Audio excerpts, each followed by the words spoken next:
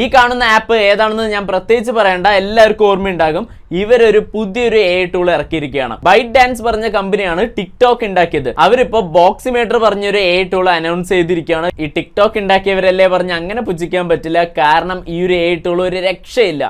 ഏതൊരു ഇമേജിനെയും ഇതുപോലെ അനിമേഷൻ ആക്കി മാറ്റാൻ പറ്റും. ഇപ്പൊ നിലവിലുള്ള വേറെ AI ടൂൾസ് നമ്മളൊരു ഇമേജ് കൊടുക്കുകയാണെങ്കിൽ അതിന് തോന്നിയ പോലെ ആയിരിക്കും മോഷൻ. പക്ഷെ ഇതിൽ നമ്മൾക്ക് എക്സാക്റ്റ് ആയിട്ട് എവിടെ തുടങ്ങി എവിടെ അവസാനിക്കണം പറഞ്ഞ് കൺട്രോൾ ചെയ്യാൻ പറ്റും. വളരെ ഈസിയാണ്. ബോക്സ് കൊണ്ട് ആ ഒരു ഒബ്ജക്റ്റിനെ സെലക്ട് ചെയ്യുക, എന്നിട്ട് ആരോ മാർക്ക് ഉപയോഗിച്ചിട്ട് ഏതൊരു ഡയറക്ഷനിൽ വേണമെങ്കിലും ആ ഒരു ഒബ്ജക്റ്റിനെ മൂവ് ചെയ്യാൻ പറ്റും. പീക്ക ലാബ്സ് ഉണ്ട്, റൺവേ ML ഉണ്ട്, അതിനേക്കാൾ ബെറ്റർ ആയിട്ട് ഇത് പെർഫോം ചെയ്യുന്നുണ്ട്. ഈ ഒരു സൈറ്റ് നെക്സ്റ്റ് 2 months എല്ലാവർക്കും അവൈലബിൾ ആകും. പക്ഷെ ഇന്ത്യയിലെ ടിക്ടോക്ക് ബാൻ ചെയ്ത പോലെ ഇത് നമ്മൾക്ക് ആക്സസ് ചെയ്യാൻ പറ്റുമെന്ന് അറിയില്ല. അതുകൊണ്ട് ഇപ്പൊ തന്നെ ഈ ടിക്ടോക്ക് കൂടുതലായി യൂസ് ചെയ്ത നമ്മുടെ ഒരു ഫ്രണ്ട് ഉണ്ടാകും, അവർക്ക് ഈ വീഡിയോ ഇപ്പൊ തന്നെ അയച്ചു കൊടുക്കുക.